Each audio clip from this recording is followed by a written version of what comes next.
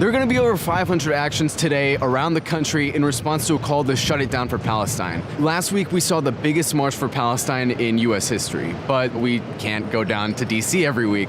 Some people can't make it. So now the organizers have called on people to organize demonstrations in their own localities, at their workplaces, at their institutions, and are calling on people to do whatever they can to stop business as usual. Right now, we're at the BlackRock headquarters in New York City. It's about 8:30, and we've been tipped off that there's going to be a disruption inside.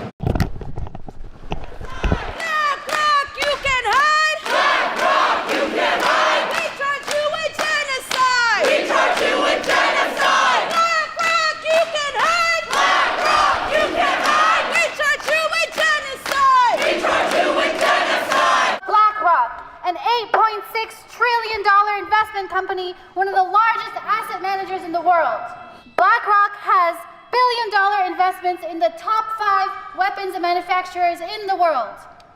Boeing, General Dynamics, Raytheon, Lockheed Martin, and Northrop Grumman.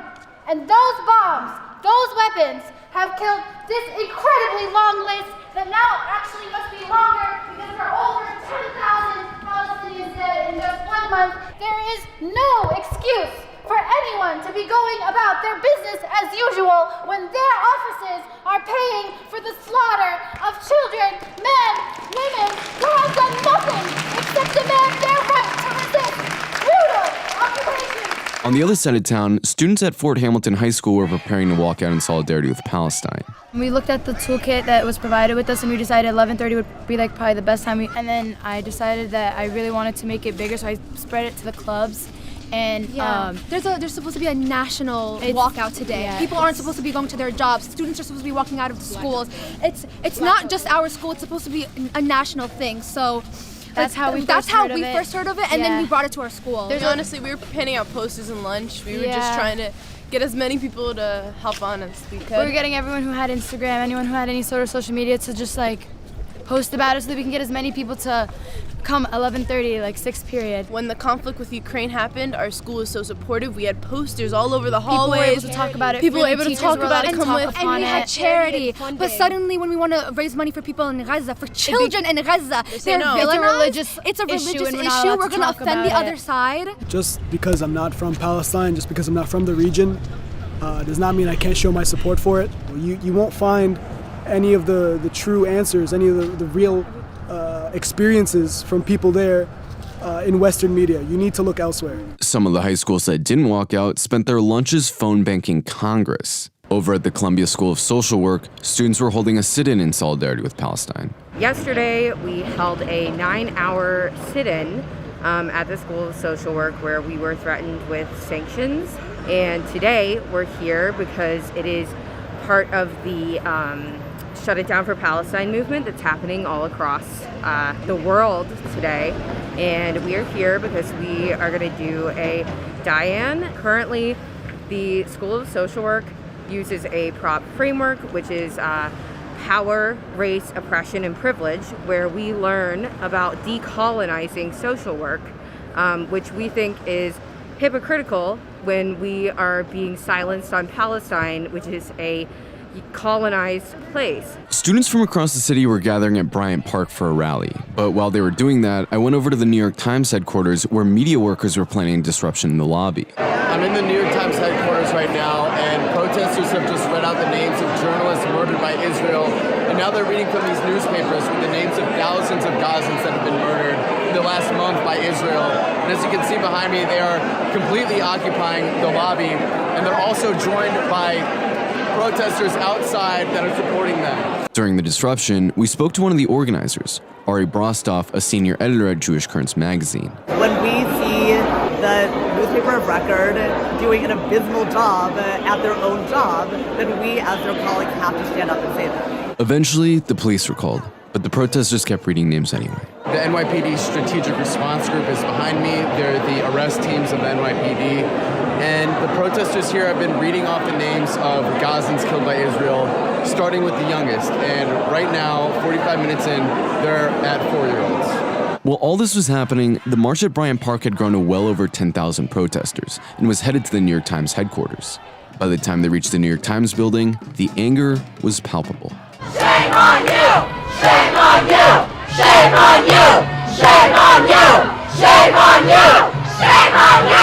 This was probably the most active day of protests in New York City since the beginning of Israel's massacre, but it doesn't even begin to capture the full scope of November 9th. Actions were held in every major city across the country. There was a protest at Debbie Stabenow's office in Detroit, a walkout at the University of Georgia, a picket in front of Textron, a military contractor in Providence, a protest outside of Congressman Deborah Ross's office in Raleigh, walkouts in Pittsburgh, a walkout in Tucson, the complete shutdown of the federal building in San Francisco. Activists in D.C. surrounded the State Department. Boston crashed a fundraiser for Kamala Harris. New Jersey occupied Cory Booker's office. Healthcare workers in Philly had a die-in at City Hall. Cleveland shut it down. Denver shut the state capitol building down. Atlanta had an overnight sit-in at the Israeli consulate. Veterans occupied congressional offices. One of Senator Elizabeth Warren's constituents, who's lost family in Gaza, confronted her while she was at dinner. Code Pink even disrupted Joe Biden, and that was just the US.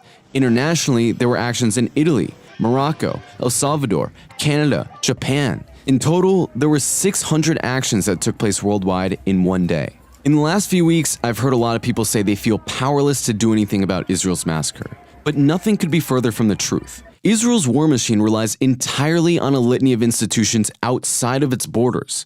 It relies on banks and financial institutions that invest in it. It relies on media outlets echoing its lies. It relies on politicians that rubber stamp and unconditionally support its crimes. It relies on universities and schools that lie to their students about the situation. It even relies on restaurants and coffee shops and actors and musicians to give it cultural cover to make people think people actually support it. In other words, it relies on us. It relies on institutions we patronize, institutions we work for, and we can withdraw our support whenever we want. We can even stop them from functioning whenever we want. After all, how can a university continue to support Israel if all of its students support Palestine and won't go to class or won't pay tuition until the university supports Palestine? How can a media organization continue to function if its reputation is synonymous with genocide denial and parroting war propaganda? How could a politician hope to get reelected if they get heckled and mocked and laughed out of every room they step in? And that's what this Global Day of Action shows, that this is all actually completely in our hands, and that when we all act together on the same day, in the same coordinated fashion, our fear melts away, and the things we once thought were impossible no longer seem so far away. In many ways, it feels like this latest Israeli massacre has actually awoken a sleeping giant. The November 9th call to action was issued to disrupt business as usual, and another day of action is already being planned for November 17th. The question of what happens next is no longer just in the hands of governments. The question of what happens next won't be decided for us by some outside force. What happens next depends entirely on us, and whether or not we finally decide that we've had enough with business as usual.